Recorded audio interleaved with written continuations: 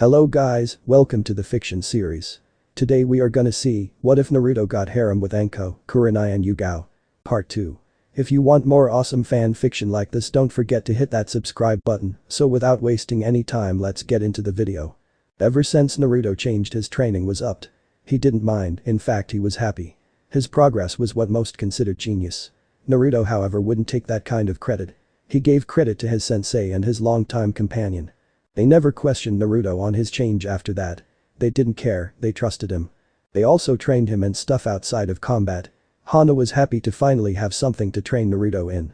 His newly heightened senses, it was perfect for her. There were basic manners and politics taught by Kurenai. To his misery there was human anatomy by Anko and basic sealing. Yugao taught Naruto about a lot of the village's laws. Ever since he learned Genjutsu, his pranks have increased. Naruto's relationship with his sensei has also been amazing. They kept it mostly a secret from the general populace to avoid the hate. Kiba kept silent so many wouldn't know that he was dating Hana. They would keep each other company in public, though he kept his henge on. He also kept his blindfold on to help him with his sensing. He had improved greatly without a proper teacher. The Hokage was aware of his new changes and abilities. At first he nearly had a heart attack, much to the fox's delight. Naruto made him promise to keep it a secret until he was ready to reveal it. However, neither the Hokage nor his senseis knew of the fear collecting. They also didn't that he was receiving extra training from the fox. They were some of the few people he didn't want fear from. When he wasn't with the mistresses or ice queens as the male populace named them, he kept busy. He often trained with Team 9.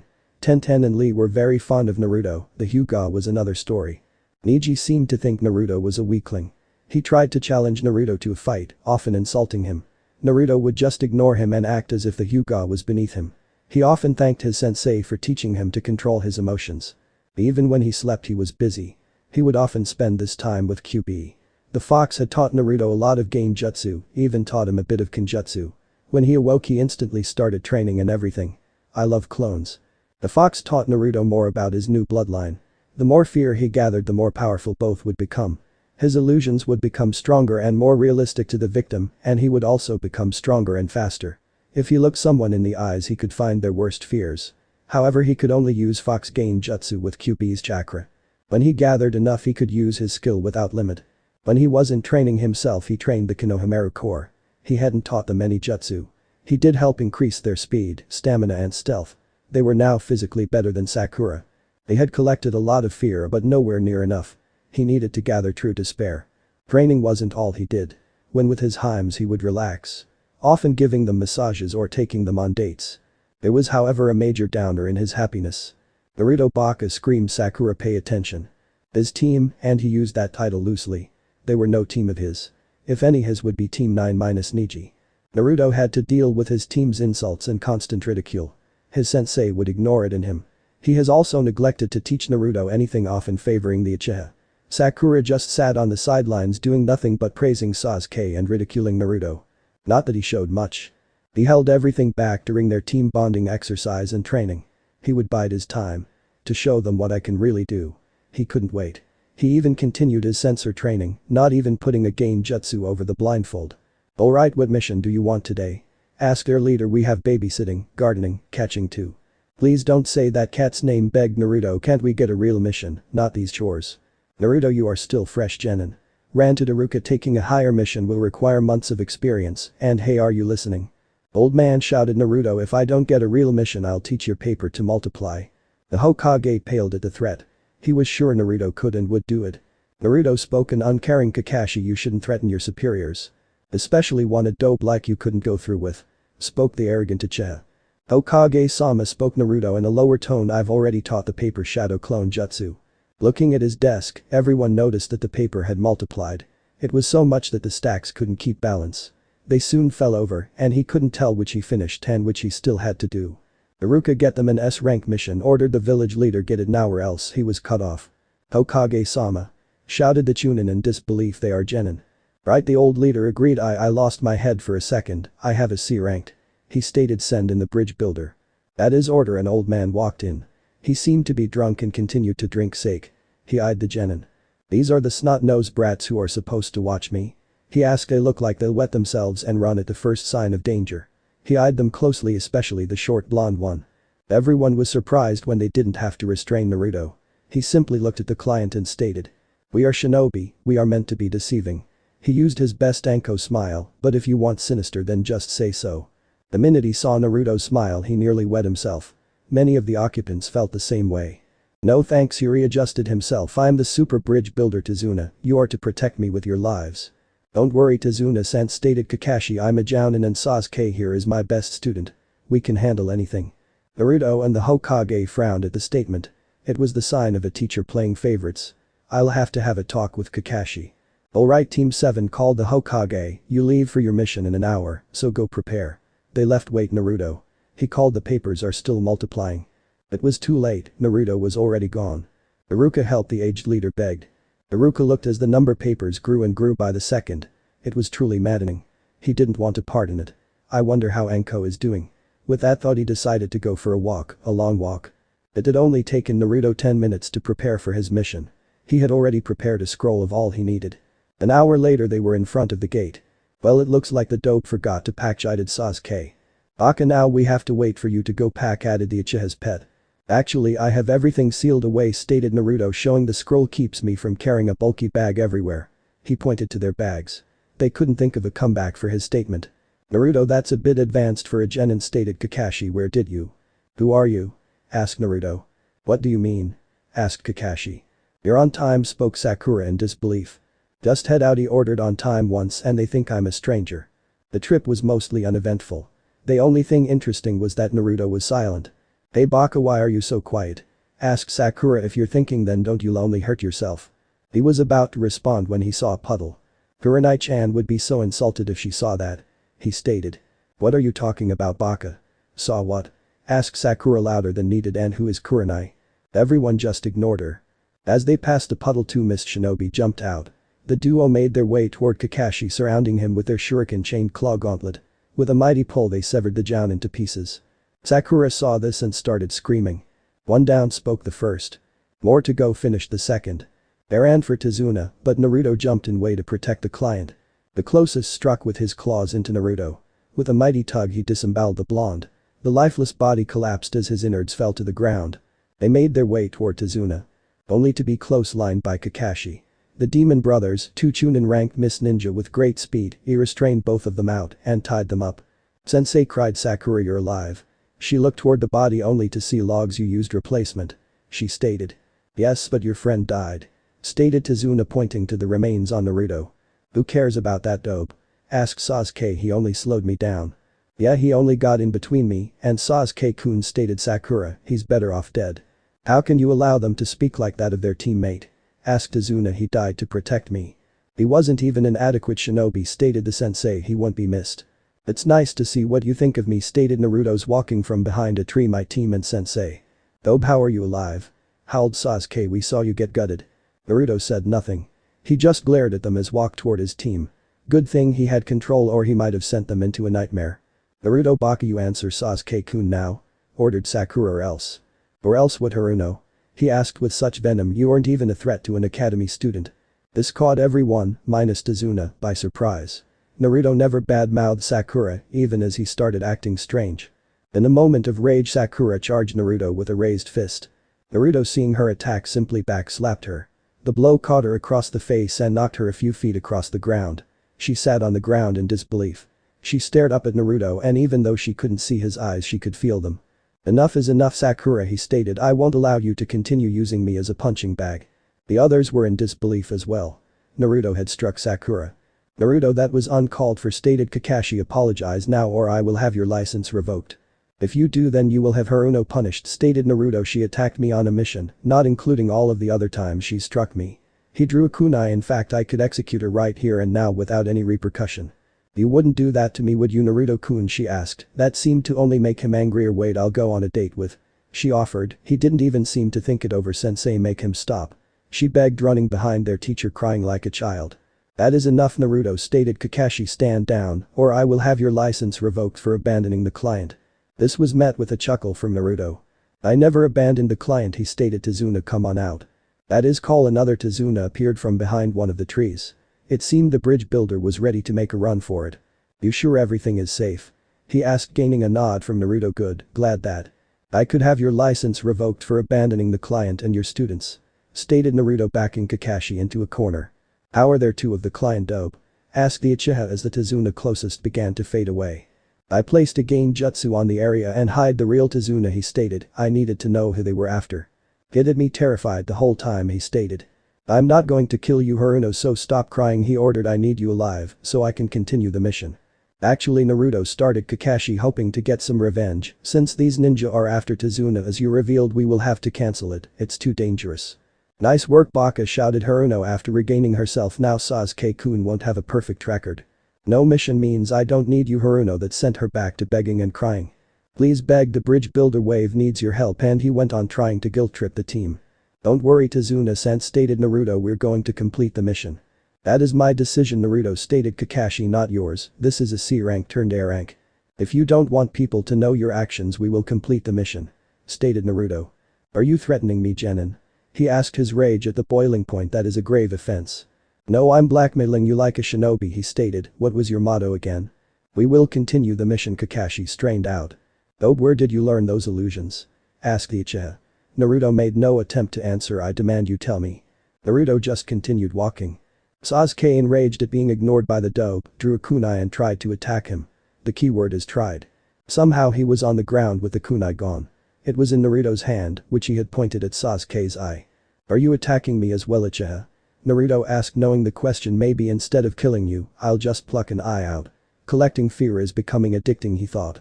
Enough, Naruto, shouted Kakashi, let's just continue the mission. One sec, the blonde, I need to collect my trophies. Well, tell you nothing, one brother stated. I don't need either of you, Naruto stated. Raising his blindfold, he stared the brothers in the eye. They looked back. A second later they were asleep. Pulling out a scroll, he sealed the mist nin claws inside. Kid, what did you just do? Asked Tazuna. I knocked them out, stated Naruto, holding the scroll. My girlfriend will love these weapons. Like a baka, like she never finished. I will end you, he simply stated, cutting her off, and she believed him. The rest of the trip went without incident but was still agonizing. The Uchiha would demand his techniques, while Haruno would cheer him on. I sense a present, thought Naruto there.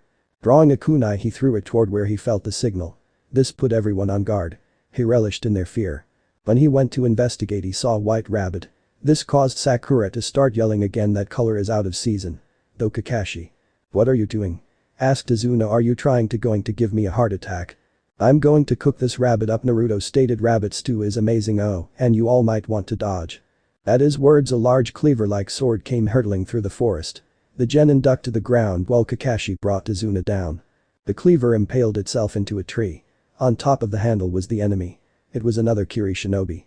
This guy is giving off some powerful chakra, better drop my weights. Zabuza Mamachi stated Kakashi, demon of the hidden mist. Kakashi Hot Aki, the man who copied 1,000 jutsus. No wonder the demon brothers lost Zabuza. Returned hand over the bridge builder, the nin ordered, then added, and the rabbit. This rabbit is going into my stew, stated Naruto. Get your own. Taking a minute to think, you can have the Haruno, he said. It's a fair trade, a harmless creature for a useless creature. I think I'll stick with the rabbit. Enough, stated Kakashi, we won't be handing over the bridge builder. I see, he laughed. Well, let's begin. Jumping away, he landed in front of a lake. Hidden mist jutsu. As its name said, mist began to fill the area. Everyone, behind me, ordered Kakashi. Zabuza is a member of the Seven Swordsmen and a master of the silent killing technique. He raised his headband and uncovered his eye. I'll need this. A Sharingan, how does sensei have that? Asked Sasuke. Well, at least he can't copy my Genjutsu, thought Naruto. 8 came, said master voice. Larynx, spine, lungs, liver, jugular, subclavian artery, kidney, heart. He named. Which will I go for? As the mist became thicker, the fear began to set in. It was getting to all the genin minus Naruto. One of his teachers, Anko, thought he should be ready for the killer intent of battle. That's it, Zabuza, make them nice and afraid. The Uchiha is about to slice himself. Naruto then felt a chakra signature appear behind him. Using the speed from all of his training, he turned toward the signatures. He impaled Zabuza with a kunai. However, instead of blood, he got water. The whole body just fell apart in a puddle. Water clone, huh? That kid has some skill, complimented Zabuza. Your fight is with me, stated Kakashi. Hand in fight, but with water clone holding Kakashi. Sorry, but does anyone care? Run, shouted Kakashi. Take Tazuna and get out of here. This fight was over when I was caught. And where would we go? Asked Naruto calmly. This guy would just find us and cut us down. As he spoke, the area started filling with water clones. "You should just leave the bridge builder," stated Zabuza. "I have no time for kids playing ninja." This coming from a man pretending to be a demon. Taunted Naruto, enraging Zabuza. "Let me give you a taste of your own medicine." Handing the rabbit to Tazuna, he stepped forward onto the water. "My own medicine?" Zabuza asked before laughing. "What can a kid like you do? You've probably never even spilled blood. Do you think you're the only one who messes with the enemy senses?" he asked. "The only one who induces fear." He allowed his weights to drop so he could adjust. Reaching into his pocket, he pulled out a scroll and unsealed a sword. The handle was average, but the rest was anything but. The blade was crimson red. The guard was actually a fox head holding the blade between its teeth. "Well, that's an impressive sword," Zabuza complimented, "but nothing out of the ordinary." "Really?" asked Naruto. "Something sure smells good." Realization hit everyone. The area was lightly filled with a sweet aroma. Zabuza tried to cover his bandaged nose, but the smell got through. "No use," Zabuza stated. Naruto to an upside down Zabuza. "Welcome to the inverted world." "How is this kid upside down?" He looked around before realizing he was the one upside down. "How did I get upside down?" "This is the power of my invert," he stated. "I reverse one sense of direction." He looked and saw as everyone else was affected before charging. "I don't own bleach." "That is interesting," Zabuza stated, "but not original." Zabuza turned around to face Naruto. He swung the blade toward the blonde only for Naruto to disappear. A gash appeared on his arm a second later. Naruto appeared upside down to his left where he swung. Naruto again vanished and a scar appeared on Zabuza's back. This continued for a few moments as his team watched in disbelief. "How is that dope doing something I can't do?" asked the so-called Avenger. "I deserve that power, not him." As Naruto continued to dance around Zabuza, he felt something off. There was no fear coming from Zabuza. He needed to end the fight. Tightening his grip, he charged forward and struck at Zabuza. He brought his blade into range. He struck. He missed. Zabuza had backstepped. The rogue swordsman then swung his sword at Naruto. As the sword came in contact with Naruto, the blonde scattered in an explosion of black rose petals. They reformed into Naruto a large distance away. As the blonde stood there, he covered his chest. He had been able to avoid a fatal blow, but not without some damage. "You're good, kid, but as I said, unoriginal," complimented Zabuza. "You only distort the sense of sight. It's been done."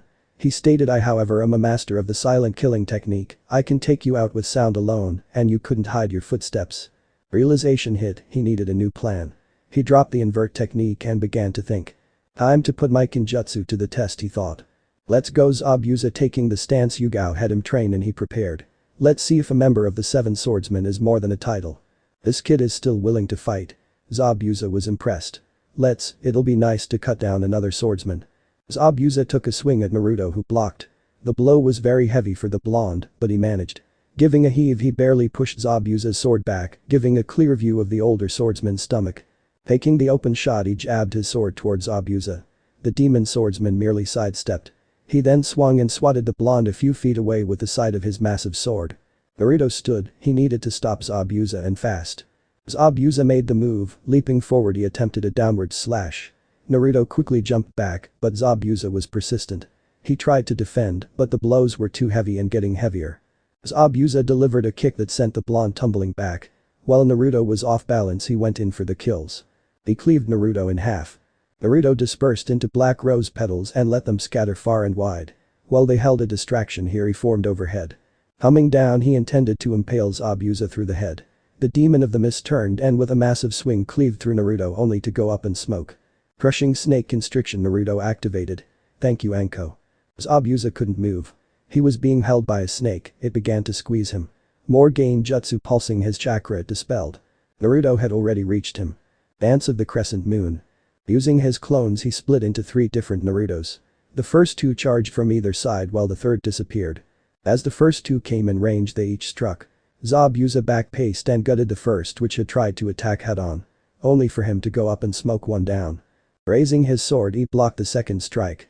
With another mighty swing, he decapitated him. Only for them to go up and smoke as well. Where is he? On cue, the final Naruto came from above. He delivered a powerful cut towards Zabuza's torso. Before he could strike again, he too was cut down. As he looked around, he saw no trace of Naruto. He looked toward the kid's team and smirked. "It seems he ditched you," mocked Zabuza, holding his wound too bad. "Well, who's next?" The other 2 grew terrified. Before he could move toward them, he was stopped. Looking toward his feet, he saw vines holding him. String bean binding illusion. The vine continued to grow. They wrapped around Zabuza, raising him into the air. They tightened themselves to restrict the victim's movement. Actually, I was just setting this up, stated Naruto, appearing from inside a giant bean pod. What are you afraid of? He asked as he began removing his blindfold. Before he could do so completely, Zabuza started dissolving into water. A water clone. When did he? You were good, he spoke behind Naruto, but not good enough. Raising his sword, he slashed at Naruto. The wound was a large gash across the blonde's chest. Thanks to his high pain tolerance, he could barely stand it. Okay, new plan. Standing to full height, he summoned a clone. With an unspoken order, the clone transformed into a windmill shuriken. A shuriken, he said, impressive henge, but I'm tired of Genjutsu. He then took a ready stance. Besides, you'll never touch me with it. Naruto did his best to hide his smirk. The same mistake my Himes made. Taking aim, he threw the shuriken towards Zabuza. As it drew closer, he casually leaned to the side. As the shuriken passed him, it slightly cut his cheek. That cut was enough. That shuriken is real. He thought, looking toward the direction it was heading. He wasn't aiming for me. He was aiming for the water clone. The real target was hit. The water clone was dispelled, and Kakashi was free. I knew I couldn't beat you on my own, so I freed someone who could, stated an exhausted Naruto. Now you two play nice, he stated before moving toward land. The two jounin squared off. They began circling each other's. Well, Zabuza, stated Kakashi, let's see if you've got enough in you to continue. They began weaving their hand signs. Water style. Water dragon jutsu, they shouted simultaneously. From the water rose two giant water snakes. They toward above all present. Their attacks collided. It seemed that they were evenly matched. Kakashi will need an edge to win this. They began weaving again. Now. Hey, no brows, he called, drawing Zabuza's attention. Haha, you looked. Taking a serious demeanor, he called. Invert. Zabuza went wide-eyed. Turning his body around, he aimed the jutsu behind him. Water style. Giant vortex jutsu. But nothing. Water style. Giant vortex jutsu. Turning to the sound, he saw Kakashi wasn't behind him. He was in fact to his side, too close for Zabuza to defend or dodge. He took the hit head on. The force behind the jutsu was too much. It carried the Ryujin all the way to land, knocking him into a tree. Demonic illusion. Tree binding death. The tree seemed come alive as it wrapped around Zabuza. From the tree emerged Naruto as if he were a part of it. He loomed over Zabuza, kunai in hand. Surrender, Zabuza, Naruto ordered. You've lost. Zabuza struggled but didn't have the necessary energy. The demon of the mist gave a glare worthy of his title at the blonde. He stiffened as two senbon needles impaled his neck. Then the fallen nin went limp. Looking toward the one whom threw the needle, he saw a masked figure. A hunter nin he remembered from his studies. The figure stood beside his team, motioning for him to bring Zabuza forward. He did so. Thank you for distracting him, the hunter nin stated. I've been tracking him for a while. No problem, replied Naruto calmly, but on guard. You were here for a while, why not aid us? The figure stayed silent. I see. Naruto, stop harassing the hunter nin, ordered Kakashi. Hand Zabuza over. Boo. That is an order, Genin. Do what you're told, Baka, shrieked Sakura from behind their sensei. Alright, stated Naruto, don't blame me when this fake hunter nin kills us. Fake? They asked as one. Grabbing Zabuza, the fake hunter nin disappeared in a shunshin, appearing behind Tazuna. The hunter nin then grabbed the rabbit and left again. No, my rabbit stew, wailed Naruto. What happened? Asked Tazuna. I was ordered to let the enemy live and ended up losing my chance at rabbit stew, Naruto stated. By the way, Kakashi, good night. In 3, 2, 1 at the end their sensei collapsed. What did you do to sensei? Asked Sakura. Fix him now or they'll never find your body, he stated, silencing her. Now Tazuna, is your house nearby? Oh, I demand you. He was silenced as well. Sleep. The Uchiha was out like a light. He put Haruno under as well. No real reason behind it. He just wanted her out. Could you blame him? 20 minutes later they were at Tazuna's house. They had sat Kakashi down in a room to rest. It turned out he just had a mild case of chakra exhaustion. The next morning Naruto sensed a familiar chakra signature. Running to the door, he saw one of the most beautiful faces ever. Helmai Heim, he greeted in joy, leaning in to kiss her. Foxy-kun greeted Anko. How are you doing? Better now that you're here, Heim, he answered, not to sound rude, but why did the old man send you? I saved him from some paperwork. She eyed him. You wouldn't have anything to do with that, would you now, Naru-chan? Naruto wouldn't meet her gaze. When he continued to avoid eye contact, she laughed. She walked in the room. Looking around, she saw the family she would help in guarding. Naruto-san? Asked Tsunami, Tazuna's daughter. Who is this? This is Anko-chan, he introduced Anko. This is Tsunami, Tazuna the bridge builder's daughter. Nice to meet you, Tsunami, Anko greeted. Where is the Cyclops, the emo and the pink howler monkey? Upstairs, she answered, giggling. When she entered the room, she saw Kakashi was asleep. The Uchiha was in a corner brooding, and Haruno was pestering him for a date. "Hey Cyclops," Anko shouted, waking Kakashi, who whooped your butt. "What are you doing here, Anko?" asked Kakashi. "I haven't sent for any backup." "I did," stated Naruto, "right after we were attacked by the demon brothers." "We don't need help, Dobe," stated Sasuke. "I could have handled this mission with it." "We ran into a rogue ninja called Zabuza," Sakura answered. "Sensei got caught and Sasuke-kun was going to save me, but the baka got in the way and tried to show Sasuke-kun up, and she turned a glare to Naruto, then did something to him and Kakashi-sensei and me.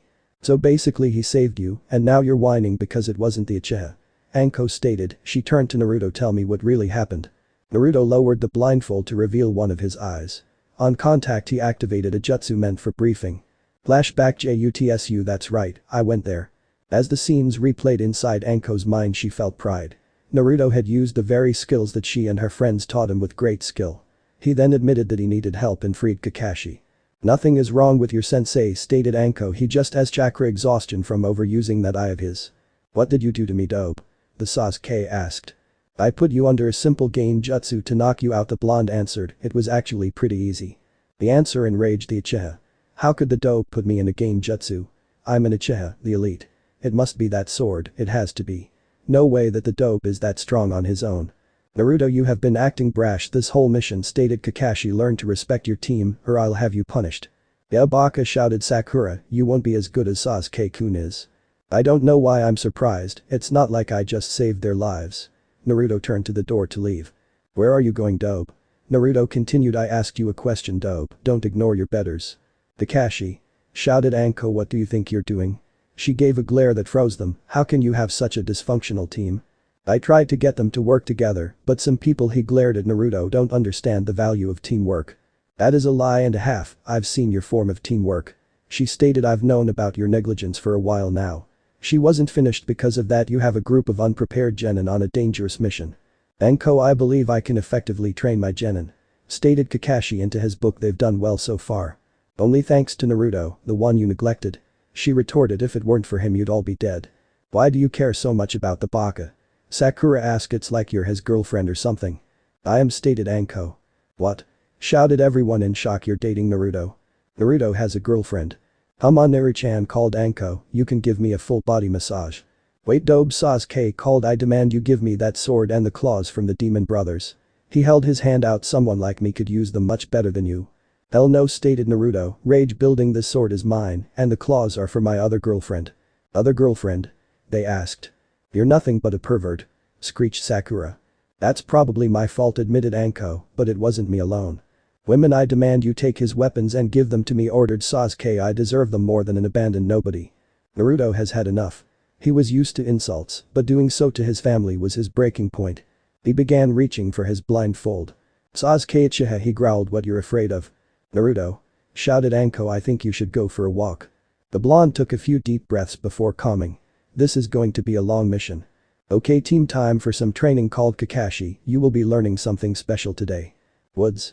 "Sensei, you can't teach us in that condition," called Sakura, "and why do we need to train? Zabuza is dead, right?" "Actually I can, and no he's not," he replied. "Hunter Nin are supposed to destroy the bodies on the spot. That can only mean he's an ally to Zabuza." "I did say he was a fake," stated Naruto. "What will we be learning it?" asked Sasuke, hoping for a powerful jutsu. "You will be learning to climb a tree without hands." "How is that possible?" asked Sakura in amazement. Anko had a different feeling, annoyance at her comrade. "You're just now teaching you're the team tree climbing?" she asked. "On an A rank mission." She sighed. "Let's go, Naru-chan," called Anko. "I was given some stuff from the others for you on this mission." She gained her usual grin. "We don't want you going soft in training without us." "Anko, I'm afraid that Naruto must train like everyone else," stated Kakashi. "He needs the chakra control the most." "I already know it," Naruto stated. "I've mastered up to Jounin level chakra control." "There is no way you know that much," stated Sakura until she saw he wasn't listening. "Hey, don't ignore me." "Why are you wasting your time on a dope like him?" asked Sasuke. "You should be training me, not that." He was cut off by a kunai to the neck. "I will choose who is worthy of my training," stated Anko as her killer intent flowed out. "Let's go, Naru-chan." Anko is still a slave driver, he thought. Other parts of Woods.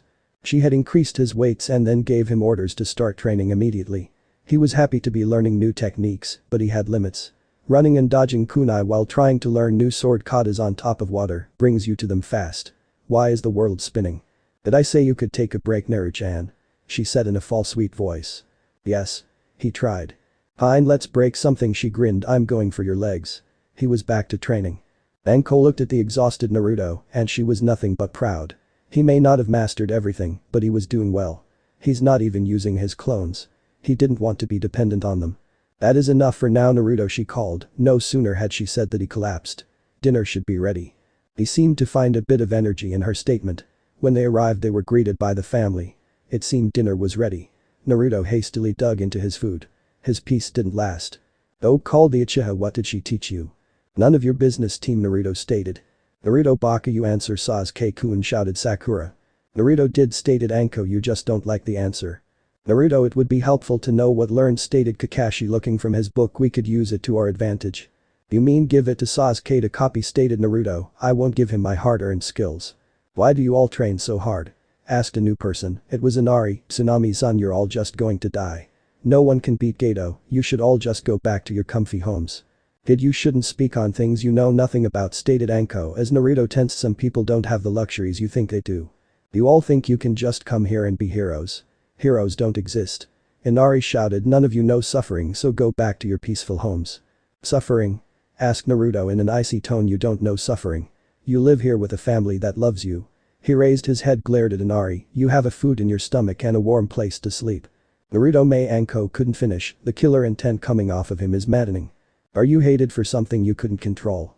Have you beaten so badly and so often that you don't notice most pain? Do you go home every day to absolutely nothing? He stood. Maybe I should show you some of my pain. He began to raise his blindfold, but a hand stopped him.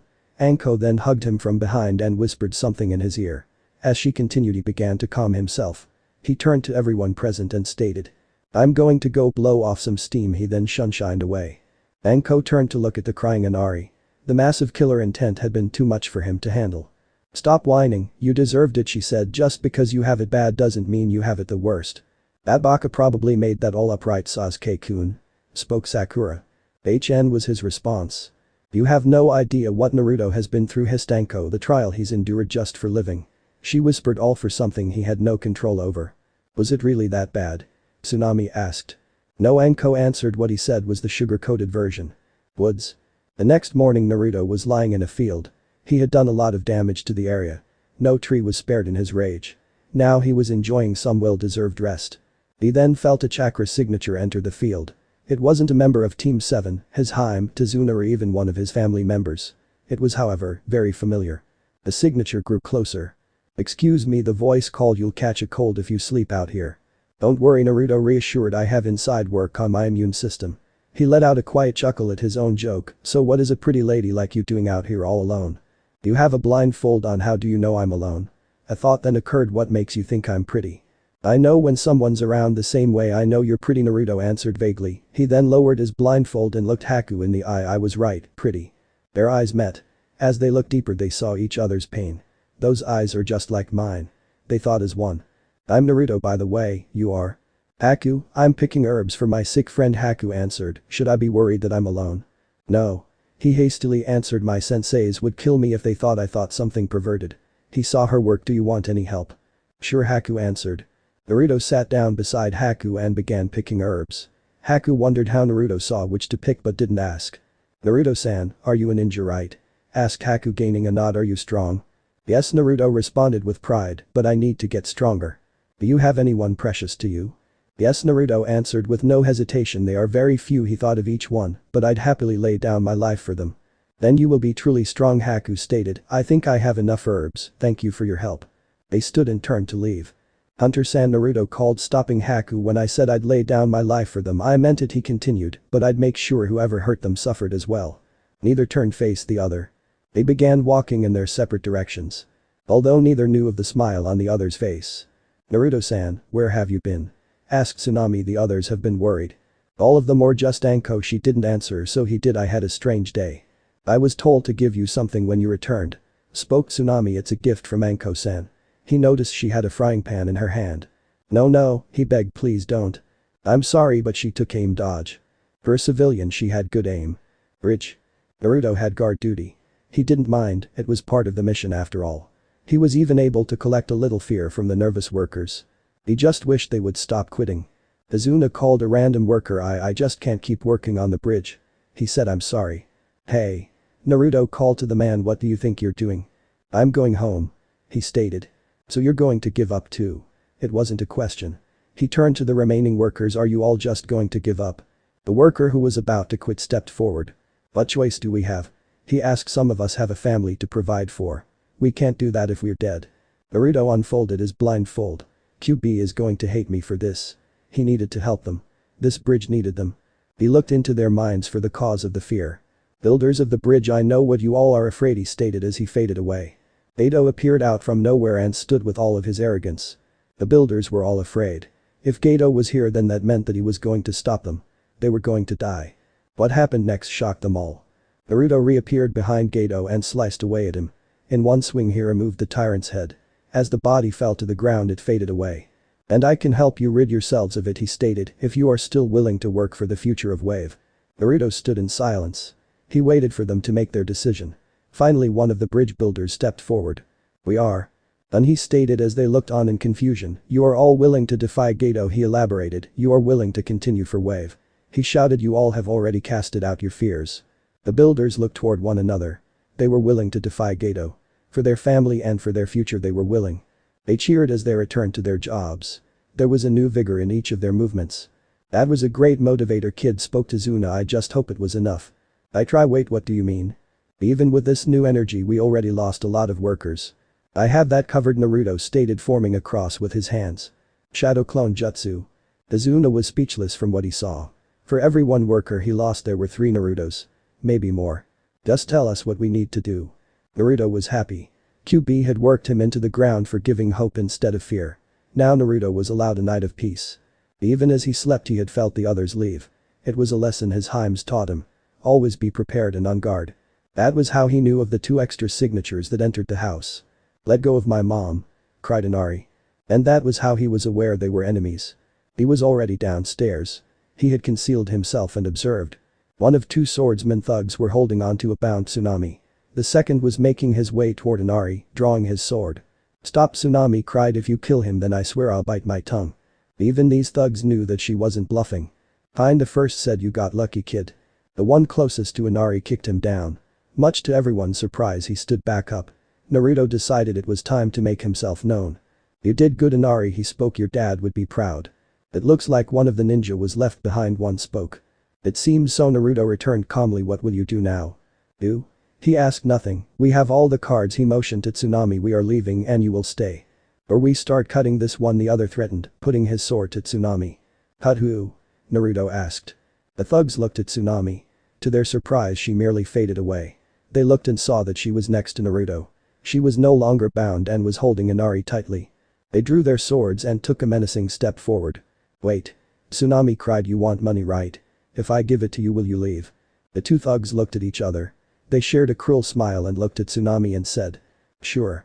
Naruto knew it was a lie. It was very obvious. He was also sure that Tsunami could tell it was a lie as well. He decided to see what she had planned. And that scroll to your side. She pointed. It has everything we have. It's a ninja tool and all you have to do is open it. The 2 snatched it up and opened it. Inside was a letter. They read the letter out loud for all to hear.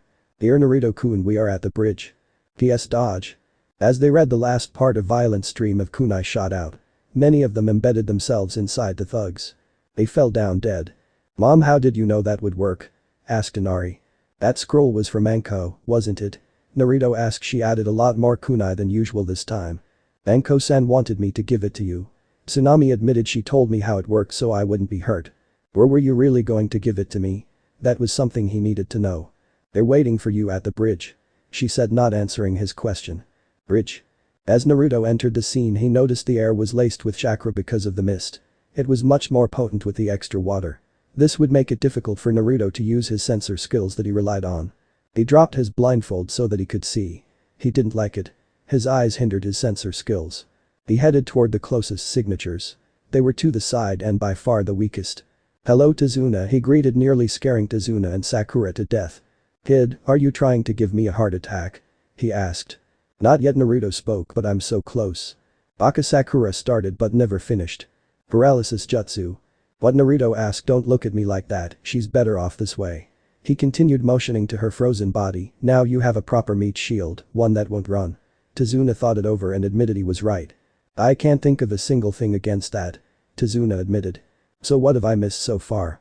The blonde asked. The Scarecrow one is fighting Zabuza. Tazuna began. The kid and the snake lady are fighting against a new enemy in there. He pointed toward an ice dome. I guess I'll go and save the Uchiha. Naruto stated after a moment of thinking. What about your girlfriend? Tazuna asked. She's inside that thing too. Who do you think I'm going to save him from? The blonde asked. Sasuke was not doing too well. He had so many needles inside of him that he looked like a pincushion. Anko was doing much better. She had very few needles inside of her, but it could have been worse. She would be doing better if it wasn't for one problem, Sasuke. Why? Because she had to keep saving him from the hail of needles. Dodge! She shouted, knocking him away as she too jumped away. If the Uchiha dies, then the council will blame either me or Naruto, if not both. I can't let that happen. Woman, I demand you stop doing that. I am an Uchiha, I do not need someone saving me. Sorry kid, but I can't have you dying. She stated. I'm an Uchiha, I don't need saving, he shouted. Now watch as I end this fight. He began sign weaving. Fire style. Fireball jutsu. The flames spread onto the ice mirrors. Anko would have been impressed if she hadn't seen Uchihas his age do the same thing. Soon the flames died down to reveal the damage of fire toward ice. Nothing. Good job Gaki, she laughed. I think I see a stream of water dripping. Please surrender, Haku pleaded. There is no need for your deaths. Ha, you see, shouted Sasuke, my flame must have done more damage, now the enemy is weak. Why else would the enemy ask for it to end? Yeah, whatever kid. Stated Anko, she knew that the enemy was just being merciful. Haku prepared to give off another volley. Anko prepared to tackle the Uchiha to safety. Sasuke prepared for something else. He stepped onto the tail of Anko's jacket. He began to channel chakra like Kakashi had taught him. Soon he had stuck himself and Anko to the ground. This will teach her. As the attack came, Anko prepared to jump. However, she was being held by something. Looking back, she saw the Uchiha's arrogant smirk. The attack came and Anko took the full brunt of it. The needles were in every part of her. Sasuke had used her as a shield. She took another look towards Sasuke. Traitor, she gasped. You should feel honored, he smirked. You get to say that you were of use to an Uchiha, the greatest honor. If there is any consolation to this, she spoke with a smirk of her own, it is that you will die along beside me. I'm an Uchiha, he stated. This ice ninja won't be able to kill me. I'm not talking about the ice ninja. She pointed before closing her eyes. Sasuke turned to see what she meant. Entering the ice mirrors was Naruto himself. He had seen the whole thing. Anko-chan. He cried, running to her side. Wake up, THBehemoth, please wake up. All he got was a lifeless limp. He held her as he cried over her. Please give her back to me. Don't take one of my heims. Make them hurt, spoke a familiar fox. They dared to hurt your mate, your heim, hurt them both. Yes, they dared to harm her. Use it, the fox continued. Use what I taught you. Use the fear you collected and make them know fear. Naruto looked Haku in the eyes. He needed eye contact for this. He didn't need to see hers, just for her to see his. Shin no Ippo Stage 1. Success, the technique worked. The technique froze her in place. It was temporary, she would break it, but it was enough. Naruto drew his sword. He held it toward his face and looked into his reflected eyes. Using his fox glare, he began. Shin no Ippo Stage 3. He was fear, and fear feared nothing. Over his head, chakra began to form an image of a smiling fox. His hinge had dropped. He no longer cared for it. He felt the fear he collected. He let it out as it consumed him in a red aura. It sent him past the peak of his abilities. His power only continued to grow. He would make them suffer. Standing to full height, he stared at the frozen faces before him. His blue eyes were now crimson red. He had a coat of red chakra that seemed to flow around him like a second skin. It was wild and uncontrolled. He looked and saw that they were afraid. It wasn't enough, he wanted them terrified. He wanted them in true despair. You dare touch my heim, spoke Naruto as his rage and bloodlust grew. You dare hurt my heim. Out of the way, dope, spoke Sasuke. This is my Sasuke never finished. Naruto didn't even turn as he kicked him into the mirror behind them, but it didn't stop there. The force of the impact shattered the mirrors. Sasuke sailed straight through it. He landed in a broken heap next to Tazuna and unfrozen Sakura. Haku was terrified. This wasn't the same boy she had met in the woods. It was as if he had taken in everything that scared her. Haku saw that he was ready to act.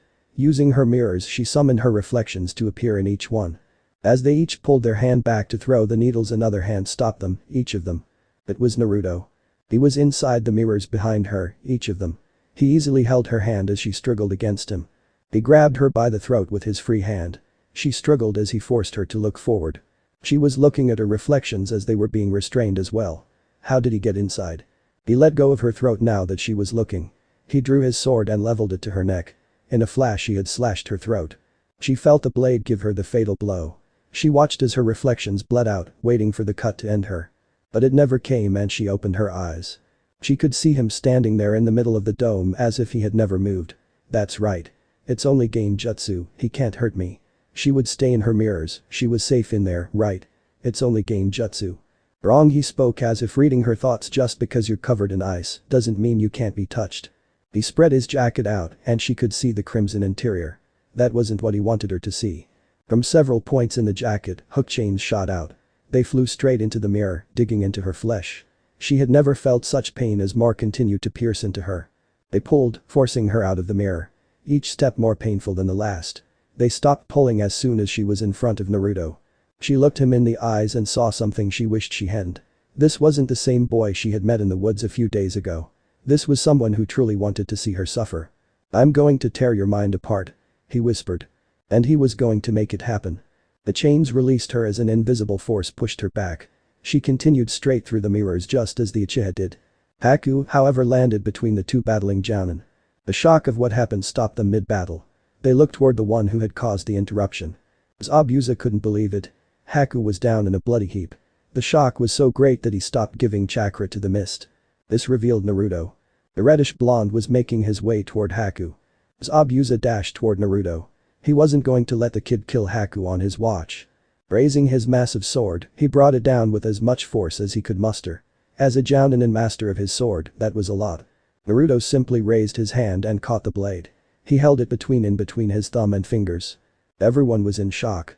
Zabuza tried adding more pressure, but it was futile. Naruto held the blade in a simple but powerful grip. The blade didn't budge an inch. You're in my way, Naruto said. Move. Naruto raised his free clawed hand. With careful aim he jabbed at Zabuza, impaling his hand into the older ninja. But strength only a ninja could muster here raised Zabuza into the air. Without looking around he tossed the jounin to the side. He didn't need to look. Zabuza landed in a bush of spikes. Each spike impaling him, going straight through to the other side. Even though they stuck through, none of them were fatal. It's like the brat is keeping me alive for some reason. Naruto made his way toward Haku. The fear has been nice, he thought. Now it's time for some despair. Haku looked up and saw a shadowy figure coming toward her. It was Zabuza. He stood over her and raised his sword. Zabuza-sama. She asked, what are you doing? You're a broken tool, Haku, he stated coldly. I no longer have any use for you. Haku couldn't believe what she was hearing. The one who gave her any purpose in life was tossing her aside. He was going to kill her. No, Zabuza-sama, she begged, not him. It was just like all those years ago. Just like with her father. Zabuza brought his sword down. Haku acted on all of her battle instinct. Using her bloodline she commanded the water on the bridge. Using her control she raised ice spears. They impaled Zabuza through different spots. Each one a fatal wound. Haku looked in shock at what she had done. You really were a defective tool, he gasped. He fell limp and dead. No, she whispered. No. She cried. Zabuza-sama, wake up. She begged. She melted the ice and ran to his body. As she fell on top of it, begging him to live, she heard it. Laughter. She turned to the side and saw the source. Naruto. He's not dead, he stated, but it must be nice to know you would have killed him. Haku stared in disbelief. Naruto pointed toward the dead Zabuza. Right before her eyes, he faded away. He then pointed to the real Zabuza. Stuck and restrained by spikes. Naruto raised his sword to finish her. Well, what do we have here? Spoke a new voice, stopping Naruto. It seems the demon of the mist was all talk. Gato, what are you doing here? Zabuza asked. Well, Zabuza, Gato started, it has come to my attention that you are too expensive, so I decided to end our agreement. He looked on the bridge. Kill the men, the women on her knees is yours to play with. Naruto, who had been ready to kill Haku, was enraged. She can wait, he thought. Anko would want me to end filth like him first. Naruto grabbed his sword and took a new stance. It was the one that Kyuubi had taught him. He never used it because it was brutal. Now he would use it without restraint. He eyed each of the bandits. They were all so full of confidence. The arrogance wasn't what he wanted. Time for more fear. Remember, kid, you get the blood, the fox reminded, but I get the glory. His body seemed to convulse as he began to mutate. Fur began to cover half of his face, which became more fox-like. His free hand became claw-like. From his backside 9 glorious tails sprang free. I suggest you all come and die quickly, Naruto called, do it while you still have the chance. These bandits were terrified. Fear makes people do crazy things. The bandits did the craziest thing, they charged Naruto head on. Naruto charged them as well. Naruto impaled the first victim with his sword. Lifting the body with his sword, he gave a mighty toss. The body crashed, knocking a few over. Naruto ducked under a blade. Standing, he cut the enemy's throat with one swing. One tried to run. Naruto ran after him. Grabbing him by the back of the head, he forced the bandit's mouth open. Reaching his hand in, he began to tug and pull. With little effort, he ripped the top half of the bandit's head off. More tried to run. Naruto charged after them. With a powerful leap, he landed one of the bandit's shoulders. A second later, he jumped again. However, the bandit was missing his head. Man, I sure know how to get ahead in life, Naruto joked. Two of the closest decided to attack from behind. Their blades made it through and pierced Naruto in the back. He ripped them out. Letting loose his tail, he impaled many that were foolish enough to be behind him. There were several on each one of his tails at a time. He held the bodies high for them to see. Many tried stabbing and beating him. He would either disappear like a mirage or dodge them. He would then slaughter the attacker before moving to the next. You're a monster, one bandit shouted at Demon. Look at him, another cried, he's a tailed beast. Go ahead, count my tails, shouted Naruto, I want the world to know the number. Nine, 9 tails, one shouted KQB. Let the world know, shouted Naruto, that QB is going to make a comeback. No, QB is dead, Gato shouted, a ninja killed him. Wrong, stated Naruto, QB is fear and fear is forever. He looked toward Gato, you however aren't. Naruto turned his gaze toward the bandits. He had gained enough fear for now. It's time to end this. Salbane. The jutsu took immediate effect. The bandits were turning on each other. They couldn't tell who was friend or foe. Naruto could have let them go on. Let them kill each other until there were none left. Where would the fun be in that? He jumped into the slaughter. Neither Team 7 or Tazuna, nor Haku or even Zabuza could believe what they were seeing. This was a slaughter. Haku, what did you do to that kid? Asked Zabuza. I didn't do anything, she stated in equal shock. It was the Uchiha. He used that woman as a meat shield. Is she dead? Asked Zabuza. No, she's just asleep, explained Haku. Wake her up, ordered Zabuza, wake her up now. Haku was already moving toward the body. She began to remove the needles from Anko. Unfortunately, Naruto saw her. Even in death you won't give her peace. He shouted. Naruto made his way toward Haku. Each step was deliberate. Each drawing more fear in. Haku had removed the last of the needles. She was now shaking Anko. Wake up already. Haku shouted as Naruto stood above her. He raised his sword. 5 more minutes, Anko mumbled. THBehemoth? He asked in shock. Anko's eyes snapped open. She looked around as memories began to flood into her head. She looked to the one who had called her. Neri-chan? She asked as she took in his appearance. He quickly dropped all Genjutsu and allowed his true form to appear. As he looked into her eyes, he saw many things. But not fear. She's not afraid. He thought in confusion. It soon turned into happiness. She's not afraid. Monster came as shout from Gato, you're a demon. All eyes turned to the forgotten tyrant. He stood in front of a pile of bodies. Only a few were still breathing. Naruto would spare them. They could tell what happened. That would bring in tones of fear for him. The demon of the mist stood. Even though his wound was lethal, he had enough energy to raise his sword. He pointed it toward Gato. Gato called, Zabuza, before I die, I'm killing you. With a mighty heave, he sent the blade flying. Gato only smirked. Taking a step to the side, he awaited for the blade to pass him. He noticed Naruto's smile. The blonde mouthed one word. Invert. Invert. He asked, what is he talking about? He never received an answer. The blade that was supposed to pass him did. It passed right through him. Now it was lodged inside his midsection. He fell to his knees. He had never felt any pain as excruciating. He had never felt fear so potent. As he looked up, he met eyes with Naruto. Fox glare. He was in a small dungeon. Where am I? He asked to no one. You're in my realm. Naruto said, appearing from thin air. In here I control space, time and reality. Why am I here? Before you die, Gato, you're going to give me some information, stated Naruto, and then you can die. You won't get squat from me, monster, Gato stated defiantly. Oh, I'll get squat, Gato, he assured. I'll get squat. Burn in hell, Gato shouted. Such a limited imagination, Naruto. Get down these dark decades of your pain. I'll make that sword and you feel like a memory of pleasure. Gato knew he was trapped. He did the one thing a worm like him could do. He began to cry and beg. Don't cry, Gato, Naruto sighed. It's a waste of good suffering. What are you going to do to me? He asked. I'm going to make you feel everything done to every single person in Wave. Naruto stated coldly, every last man, women and child. He smiled coldly toward the tyrant. I would repeat it over and over again, because hell is repetition. Obito had long since been broken.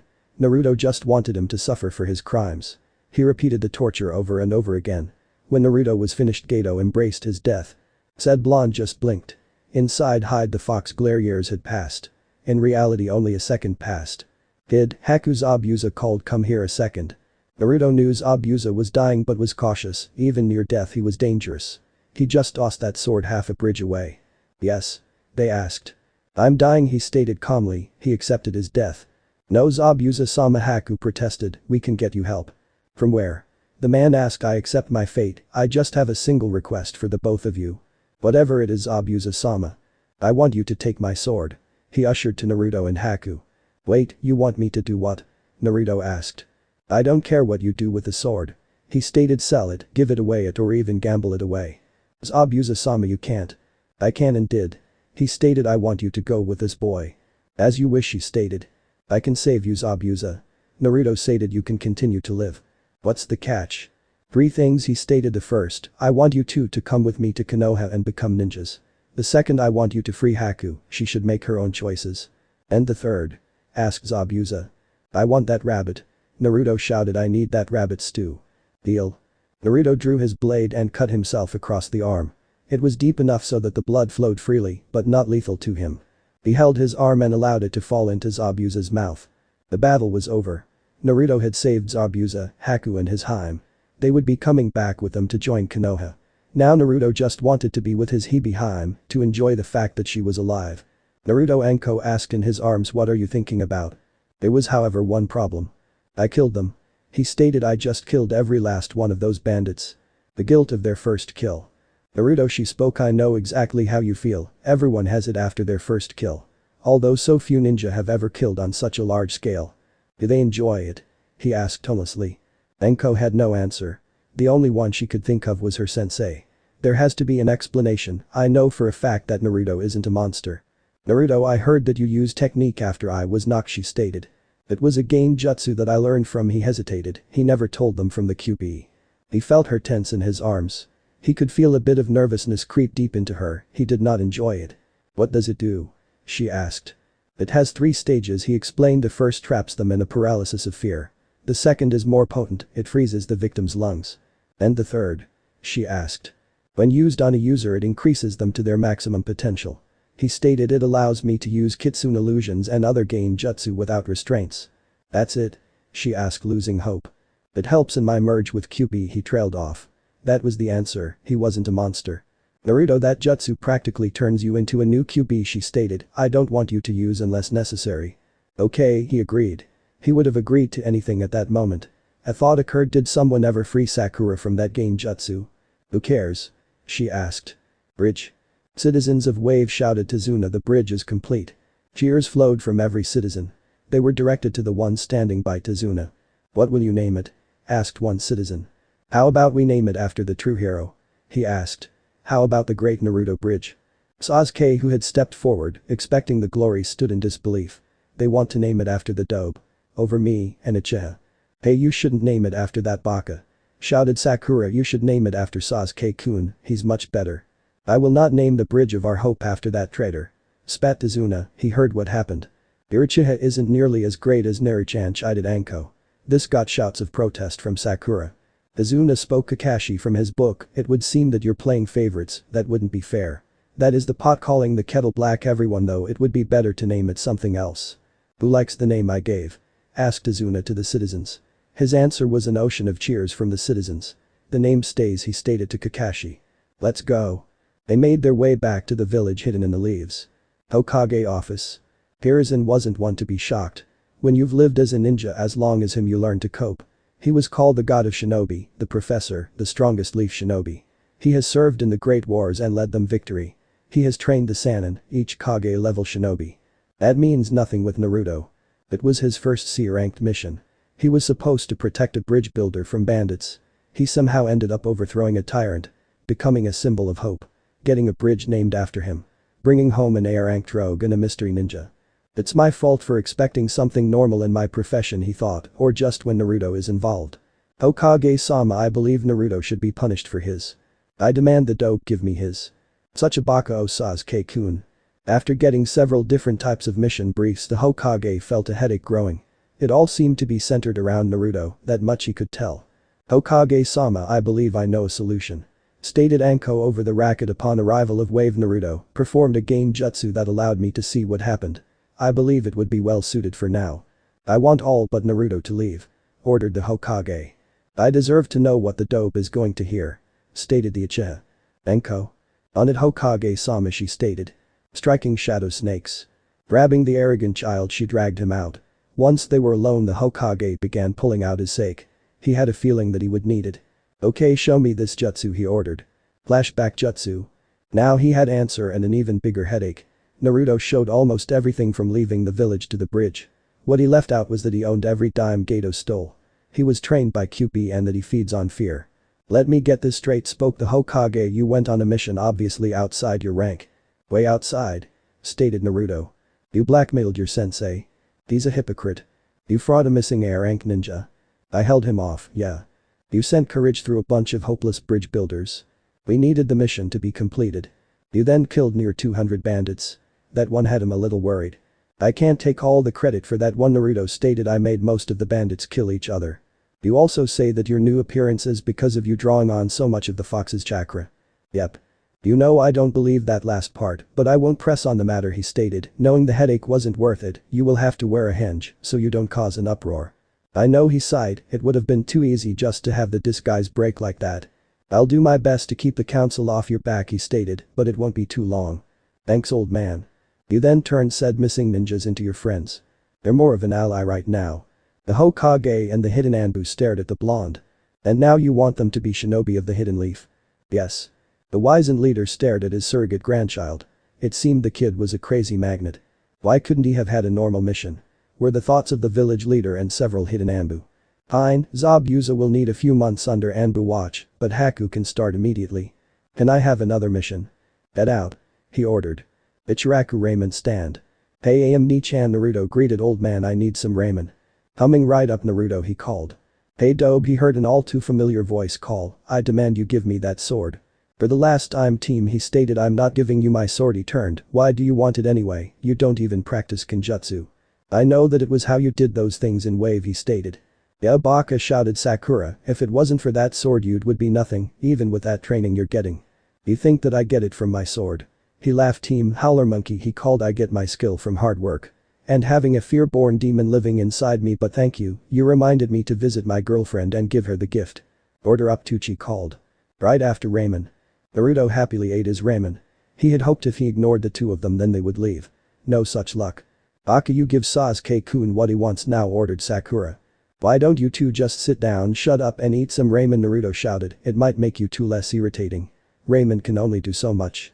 "I don't want any of that piss-flavored noodle," stated the Uchiha as another bowl was placed by Naruto. "You shouldn't insult the ramen team," stated Naruto coldly. "It could get upset, and upset ramen is bad for you. Who cares how the ramen feels?" He should have taken the advice. Before Sasuke could finish his insult, the ramen attacked. The noodles stretched around the Uchiha and began constricting him.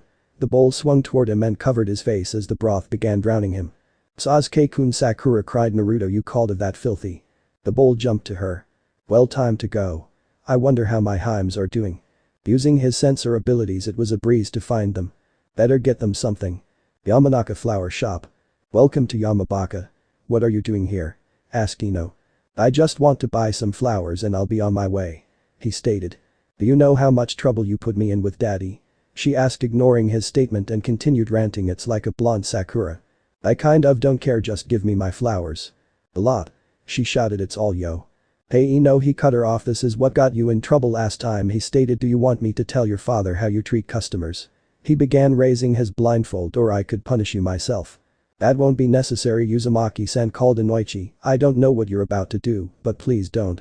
"Flowers please, Yamanaka-san," Naruto said to Inoichi, "and I'll go away." "What kind?" the clan head asked. "Do you have a one-of-a-kind somewhere around here?" "Of course we do," Baka Ino shouted. "We have." "Ino?" Inoichi shouted in disapproval. "Right this way, sir." He turned to his customer. "We have a small array of foreign flowers. Because of the customer service you received," he sent a disapproving look toward his daughter, "you will be getting a large discount from my daughter pay." But daddy, the look in his eyes told him to be silent. After Naruto paid he left. Not this time Naruto, I'll revenge. Kurenai. He found Kurenai inside of a food stand. She was with Asuma, who was smoking, much to her annoyance. Well, he already knows we're dating and the others won't care. Still, I had better not draw too much attention. Hey Kurenai-chan, he greeted. Hello Naruto-kun, she greeted back. You remember my friend Asuma? She asked, hoping Asuma caught the message. Hello Asuma-san, Naruto greeted. How is your food? I hate you, Asuma stated, gaining a glare from Kurenai and a chuckle from Naruto. And when I leave you will love me, the blonde stated, then you will hate me again. I hear you had your first C-ranked mission, Naruto-kun. Kurenai asked, how was it? I have some gifts for you. He stated, reaching into his pockets. I hate this henge, it's easier to just steal stuff. I got my C-ranked mission pay, so I brought you all something. Finally finding what he was looking for, he handed her two things. The first, a bouquet of desert roses, and the second, an all-expense-paid trip to the Leaf Lotus. She shouted, Naruto, how did you get this? The Leaf Lotus was the most expensive salon. They did everything from massages to nails and hair. Everyone who went there felt as if they bloomed twice. This would cost more than a C-rank mission. I collected a few bounties, he stated. It actually came from Gato, but let's just keep it a secret for now. Naruto, she smiled, you really know how to treat a lady. She sent a glare to Asuma, who looked away. Ank, I need to find the others, bye. With a quick kiss he was off to his next time. Kurenai. Be quiet Asuma, she ordered, just eat your steak. Steak. He was eating dumplings. Looking down toward his plate he saw a perfect T-bone. I think I love that kid. He took the first bite. It was cooked just the way he liked it, perfection. He could taste the flavor and feel all of the maggots in his mouth. Wait a second. A second later he was emptying his stomach all over the floor. I think I hate that kid. Want me to kiss it better? Kurenai asked. Sure. Then clean your mouth. Click click. Perfect. Hana. Hello pup, Tsum greeted. Hana is in the back. Thanks Tsum-chan. Heading around back, Naruto saw her training with the triplets. Hello Naruto-kun, she greeted. Hello Inuheim, he pulled out a scroll. I have some things for you. I hope there's something nice. Hana stated. She knew it would be, they're coming from Naruto-kun after all. When she unsealed it, what she saw surprised her. Inside were the gauntlets from both of the demon brothers. They were in perfect condition. Naruto, these are amazing, she stated. Where did you get them? Dumb question, she thought, kicking herself. I had a crazy C-ranked mission. He stated. It's the same for the second gift. He handed it to her, an all-expense-paid trip to the Leaf Lotus. I'd love to hear all about it, she stated. How about you stay the night and tell me all about it? She used her most seductive voice. Then we can. No. Came several shouts from the distance. The Inyazuka family was starting to appear and surround them. They were giving hateful looks to the blonde host. The one glaring the hardest was Kiba. Hana's younger brother and Naruto's old foe. He stepped forward and spoke. All member of the Inyazuka, I ask you, he shouted, do you enjoy your sleep? Do you enjoy your peace? Yes. They answered as one. Then we must keep that dope from sleeping with my sister, Kiba shouted, or we'll never get any sleep. Attack. Someone shouted. Run pup, run, Tsum shouted. I need you alive to give me my grand pups. She really wanted those grand pups.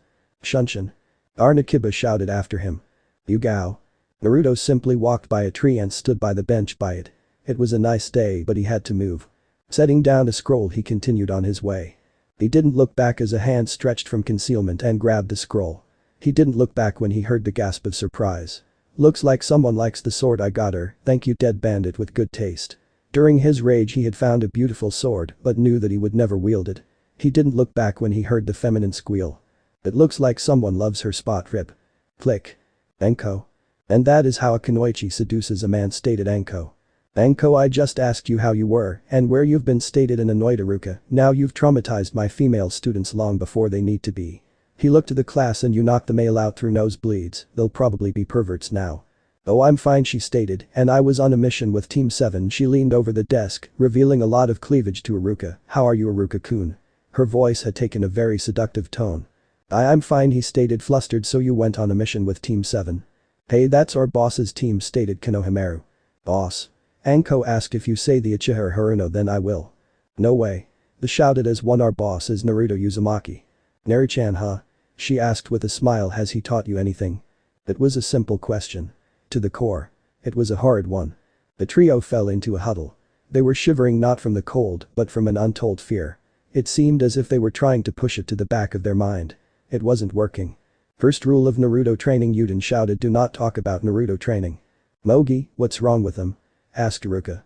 Mogi was the only one not panicking as much. She was shivering in fear, just not as much. Naruto, she stated as if it were obvious. Oh, could Anko, my Naru-chan has them terrified. She was so proud. Knock knock. Iruka-sensei called Hanabi. There is a man with a large chakra supply at the door. It's him, Yuden shouted in fear. He's come for us. He knew we were talking about his training, shouted Konohamaru. Now he stopped at all the horrid thoughts. Oh, don't stop on my account, a disembodied voice spoke. By all means, give me some ideas. Out the window. Mogi shouted. They jumped out. It didn't matter that they weren't on the first floor. It was better than Naruto catching them. Iruka-sensei, Hanabi called. He's not at the door anymore. Then where is he? Anko asked. AHHH. The K-Corp shouted. With them, she answered stoically. Class, stay here, they cried out in protest. Anko, if you would. Summoning jutsu. At her command, a large coral snake appeared. It was large enough to gobble up any of the kids in a single gulp, but small enough to stay in the room. I want you to make sure these kids stay in order, Anko ordered. If any of them so much as twitches outside of their seat or opens their mouth, she stared at the kids. Eat them. Anko, Iruka shouted. That's a bit extreme. Fine, she sighed. Punish them as you see fit. She told the snake.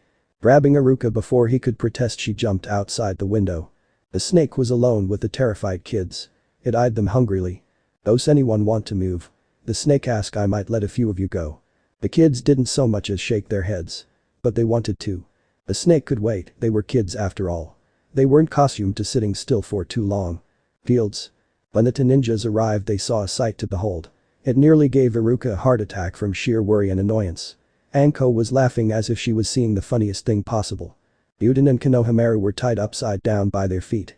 They trying not to move and put unwanted strain on the ropes. Under them were a pile of explosive notes.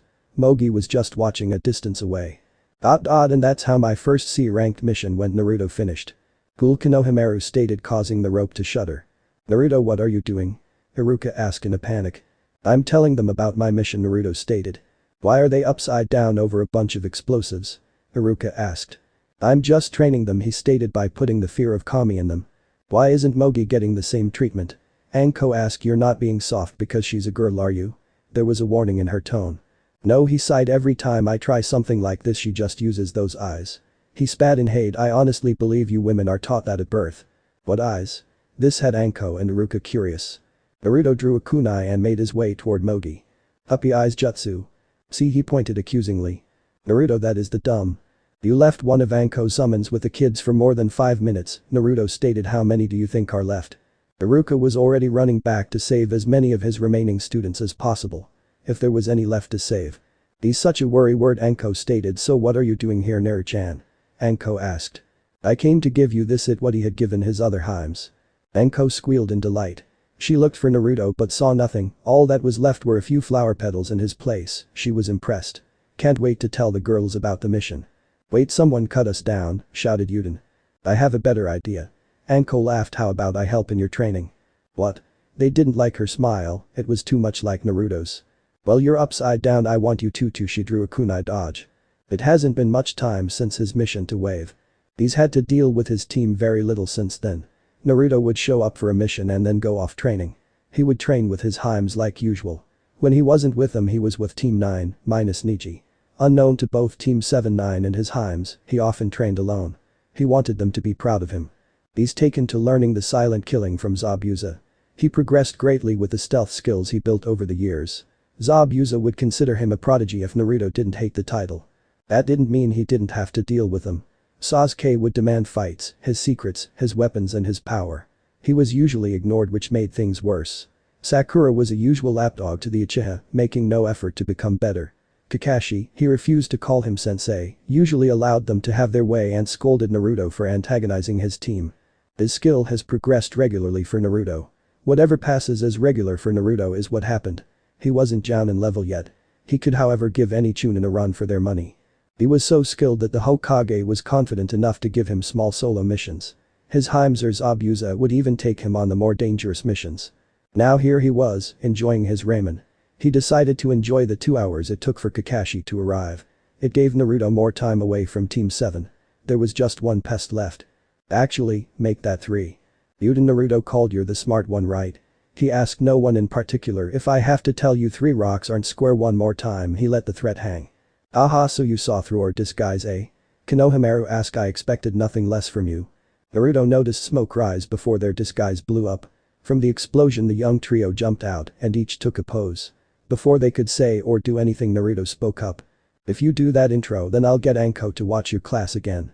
"We weren't going to do that," he lied, "were we?" His friend said nothing. "What are you three doing?" he asked blankly. "You're supposed to be at the academy."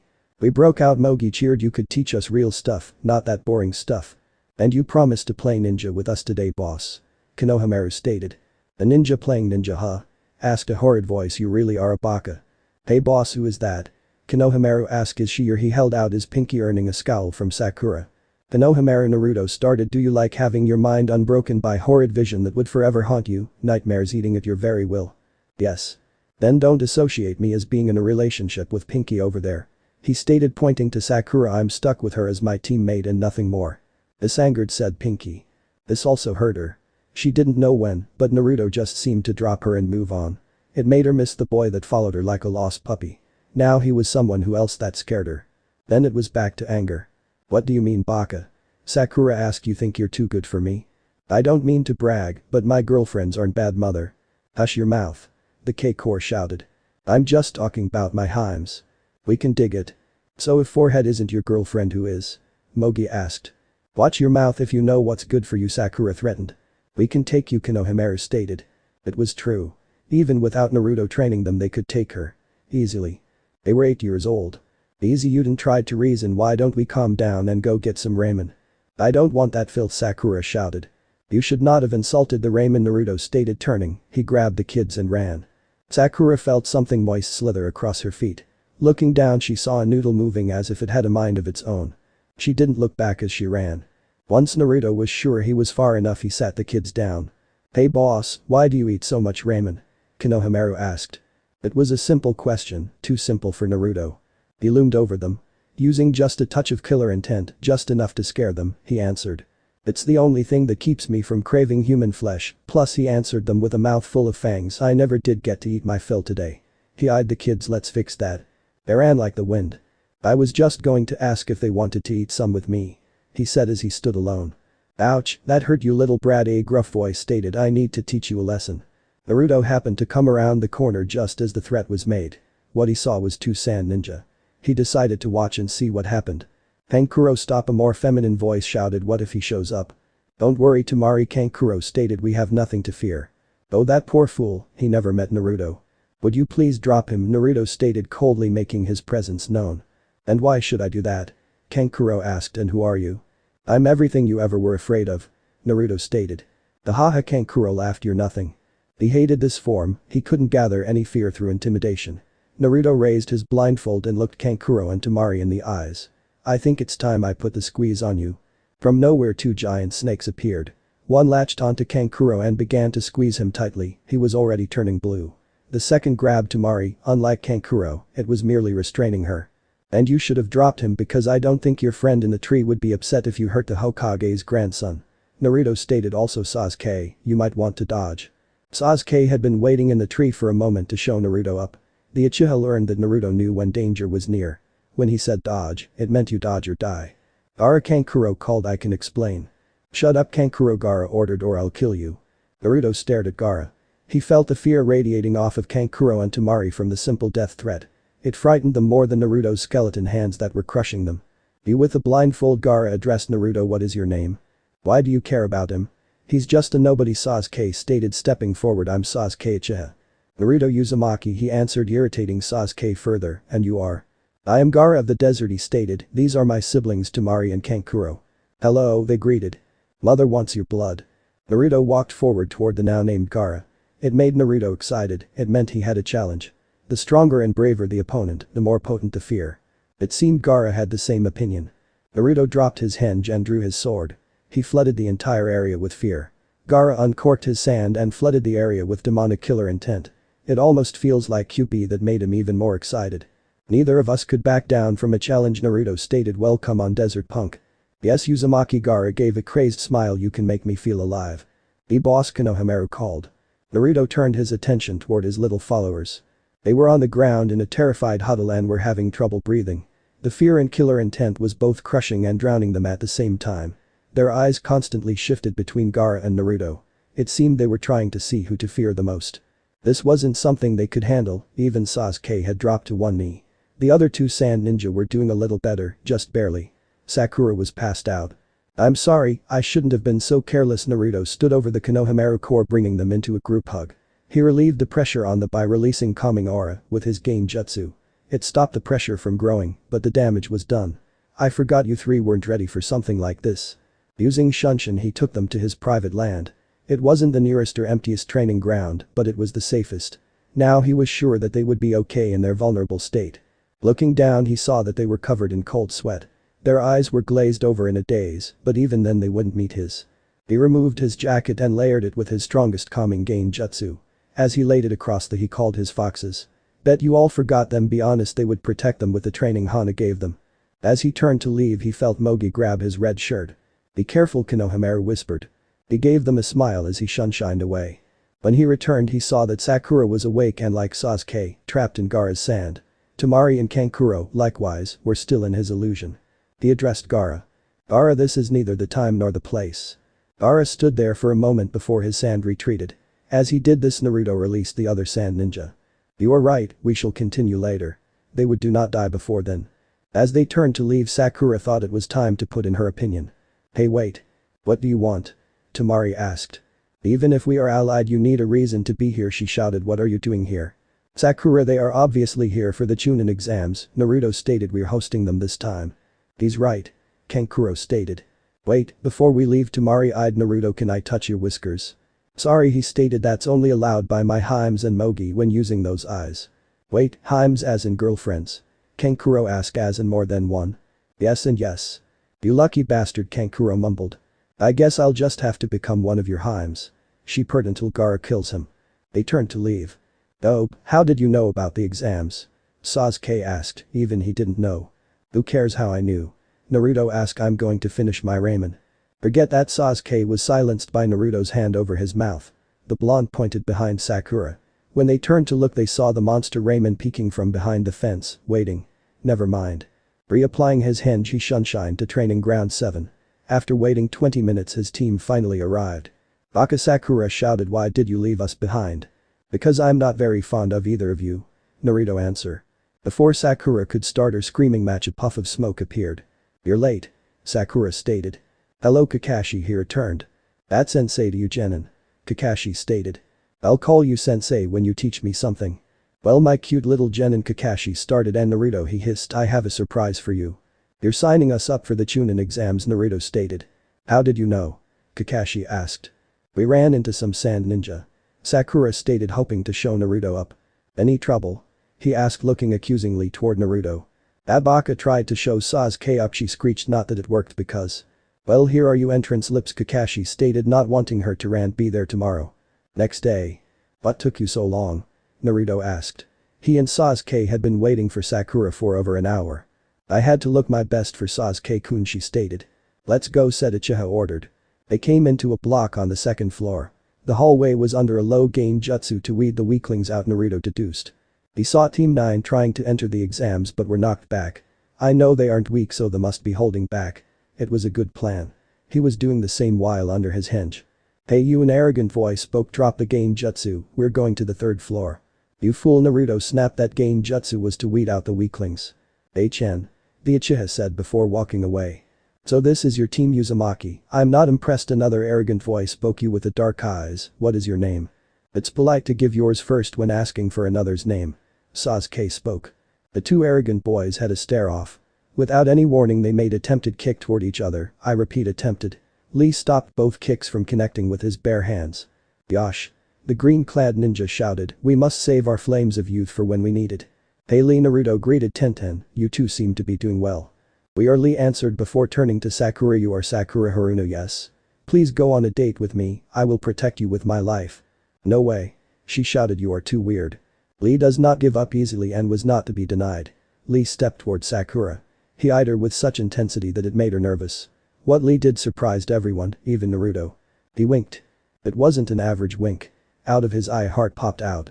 Sakura just barely made it out the way. Lee wasn't so easily deterred, he sent wink after wink at her. She was barely able to dodge. I thought Lee couldn't use Genjutsu. Naruto stated. He can't, Tenten assured. Then how does he, better not ask. That right, Naruto. Tenten spoke as if she understood his thoughts, the less you know, the better. Sasuke, Naruto called, can we leave her? Chen. That was all he needed to say. They had made it into a hallway before Sakura finally caught up. Hey you, Lee called, you are Sasuke Uchiha, right? I wish to fight you. Lee, this isn't the time or place. Be quite dope, Sasuke ordered, this won't take long. Yeah, Baka, Sakura cheered, Sasuke-kun is going to crush that freak for trying to flirt with me. On second thought, Lee, crush him into the ground, Naruto ordered, but make it fast. Right, Lee shouted. Sasuke ran toward the green ninja in fury. How dare that dope think this fool could beat me and Uchiha, the elite. Leaf hurricane. It was fast. Lee delivered a devastating spin kick to the Uchiha prodigy. The force behind the blow sent the Uchiha sailing back toward Sakura. Man Lee, even with your weights you're faster than me. It was true, if Naruto took his weights off he was still slower and weaker than Lee. Naruto wasn't jealous. In fact, Lee was an inspiration to Naruto. I'll just have to work harder. Sasuke-kun, Sakura cried, are you okay? I'm fine, in fact I'm better than fine, he spoke, I've found a worthy opponent. Sasuke stood and took his stance. This time there was a small but major difference. He was using the Sharingan. So he unlocked it, huh? I need to be careful. Even though Sasuke couldn't copy his Genjutsu, he could copy his Kenjutsu.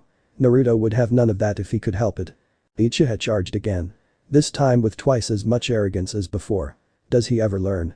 Instead of giving another spin kick, Lee vanished. He reappeared under Sasuke, giving him a devastating kick to the chin. This sent the Uchiha soaring straight into the air. Not even a second later Lee was behind the airborne Uchiha. He wouldn't. The bandages on his arm began to unfurl. He would. As Naruto prepared to act, he felt a familiar chakra signature make its way to them. That was worse. If Guy sees Lee he'll go on about the flames of youth. Whenever they begin ranting they always hug. Their hugs always involves a certain Genjutsu that even Naruto fears. I have to act fast. Lee, you are dimming your flames of youth. He felt so dirty. No more words needed to be said. As soon as Naruto spoke those taboo words, Lee cancelled his attack. Anything that could diminish the flames of youth was something he would have no part in. Now Lee was on the ground doing push-ups. I must reignite my flames before the exams begin, he stated. If I could not do that then I will do 200 laps around the village, and if I cannot do that. Thankfully he couldn't continue. Guy made his appearance. Lee, my glorious student, shouted Guy, I see your flames are as bright as ever. Those eyebrows, Sasuke and Sakura thought, are they caterpillars? Oh thank you Guy-sensei, Lee shouted with tears. I lost to this buffoon. Hey you, what was that? Sasuke asked, why couldn't I follow it?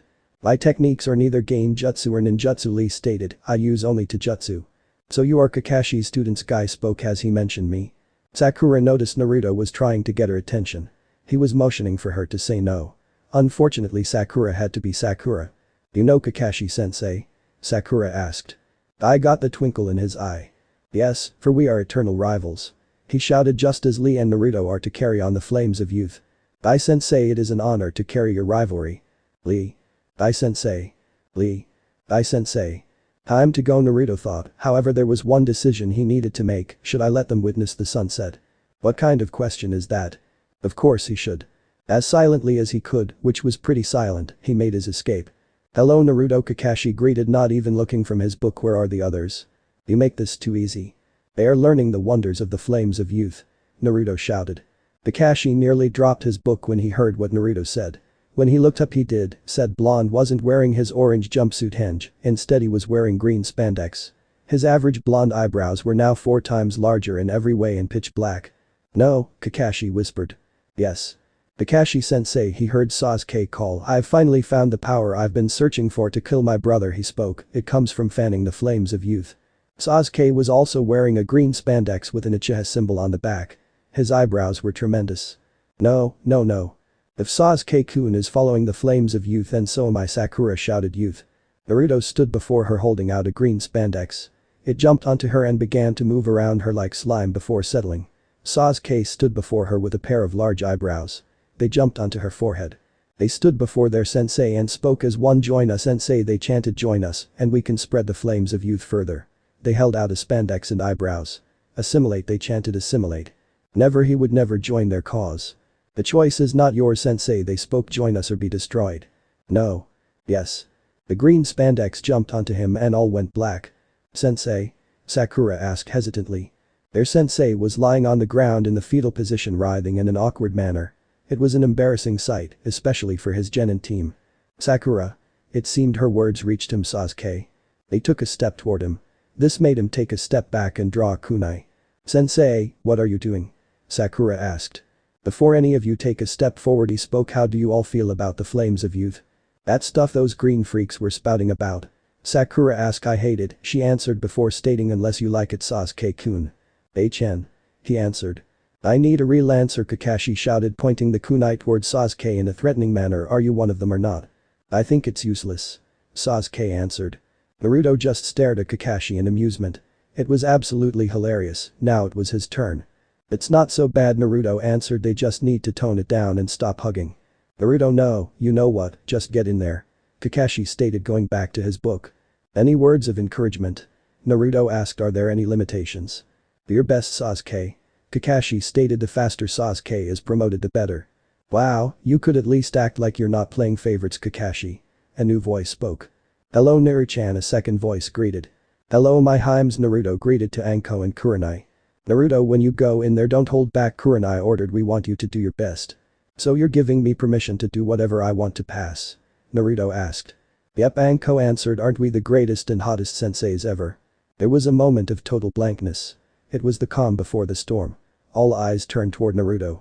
He had a smile on his face. It was no ordinary psycho smile, no. This smile small and looked calm. However it put even Anko's most bloodthirsty and sadistic smile to shame. Anko Kurenai spoke what have we just unleashed onto those genin? I have no idea Anko admitted. May Kami have mercy on whoever runs into Naruto. Because Naruto will have none. Oh all the horrible fear Naruto spread. After Naruto started his laughing fit everyone became terrified. Even Kurenai and Anko were a little freaked out, though Anko was experiencing pride as well. Sasuke and Sakura decided to head into the exams.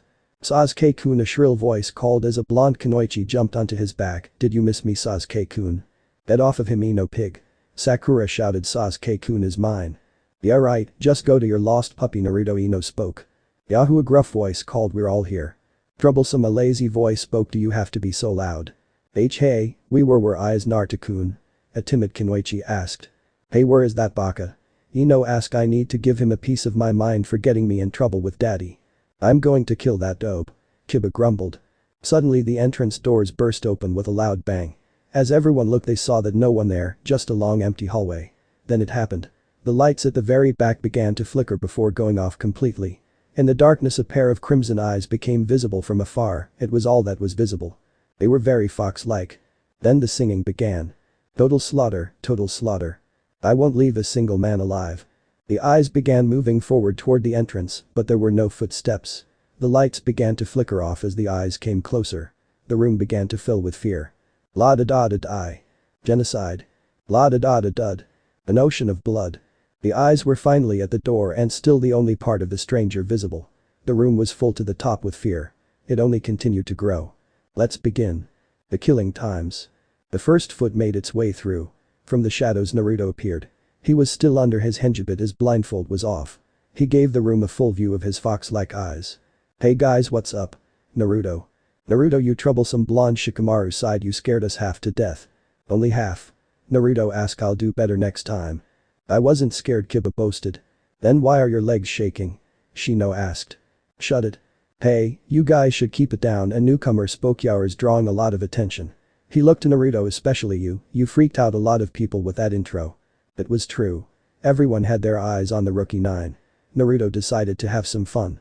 Well the only thing to fear he eyed them is fear himself he felt them grow anxious so they should be afraid, they should be very afraid.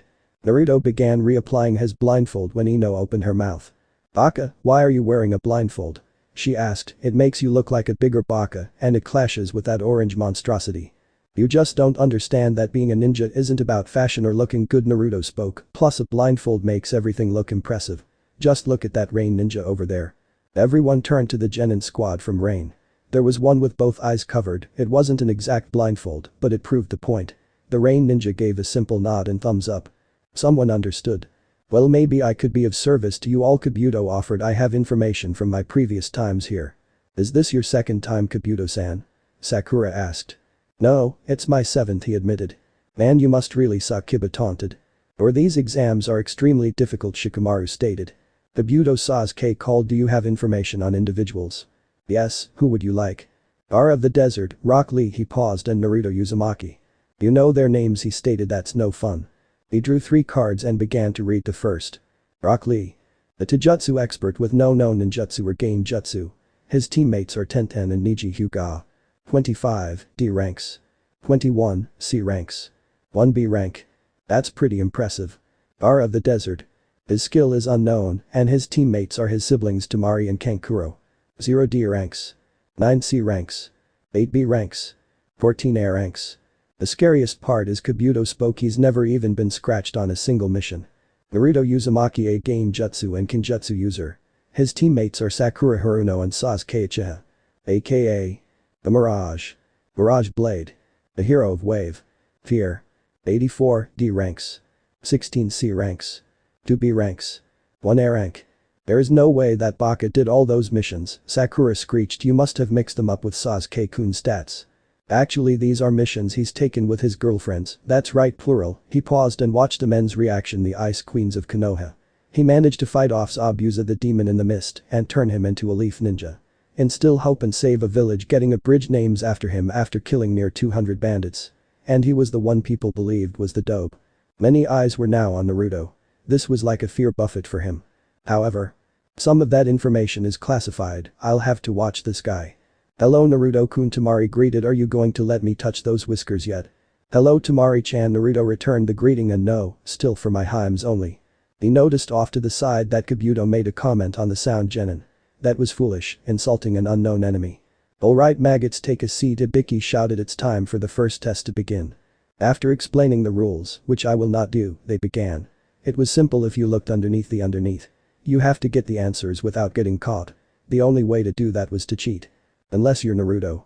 Proctor-san, Naruto called, can I have the answers? Everyone paused in their actions. They couldn't believe that someone would actually ask for the answers during a test. Yet here was Naruto, doing that very thing. Down in lounge. Kakashi was banging his head on the wall in embarrassment and anger. How could one of his students do that to him? The answer was actually pretty simple. It was Naruto Uzumaki. Anko was happily laughing her head off. Kurenai had to admit it was a little humiliating, but worth it to see the look on everyone's face. Plus, it was a technique no one had ever tried before. Did he really think Ibiki would just give him the answers? Asuma asked. Probably, Kurenai answered. Exam room. Sure, he said, handing him the answers. All Jounin face faulted, minus Anko, who just rolled on the ground laughing. Ibiki was impressed. Naruto had to either be the bravest or craziest genin he'd ever met. May I have the answers as well? Shino asked. Ibiki was tempted to give him the answers, but he had a reputation to keep. No, Ibiki stated. Please, Shino tried. No. Why did he give you the answers? Baka Sakura asked. He should have give them to Sasuke-kun, not that he needs them. She went on ranting about how great Sasuke was. It was a nightmare. Does she ever shut up about the Uchiha?